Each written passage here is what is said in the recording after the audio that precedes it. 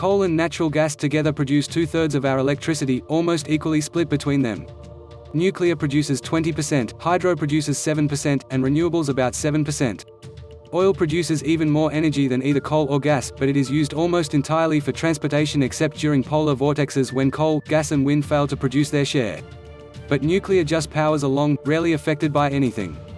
This reliability of nuclear, plus carbon emissions as low as wind, are why Senator John Barrasso, RW, Energy Secretary Jennifer Granholm, Wyoming Governor Mark Gordon, TerraPower President and Chief Executive Officer Chris Levesque, Rocky Mountain Power President and Chief Executive Officer Gary Hoogeveen and Nuclear Energy Institute President and Chief Executive Officer Maria Korsnick attended an event at the Wyoming State Capitol to announce the intention to replace coal plants in the state with advanced nuclear power.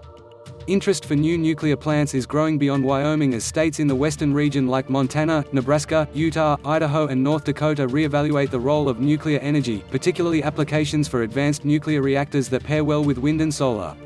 And adds to the growing interest by utilities and technology developers like Tennessee Valley Authority and NuScale to enhance the coal-to-nuclear transition.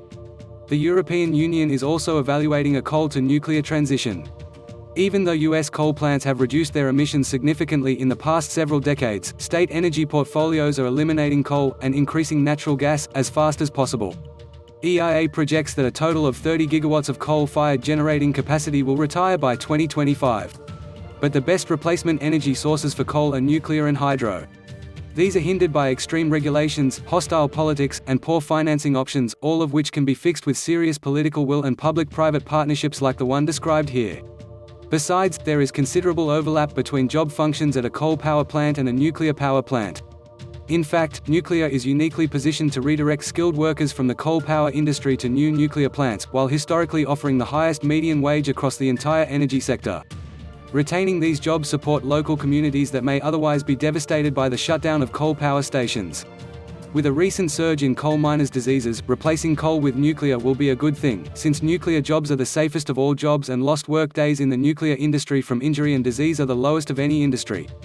Even cancer rates for nuclear workers are lower than the general population. One thing quite dissimilar is fuel. Nuclear takes 1 million times less fuel than OCAL to generate the same amount of electricity.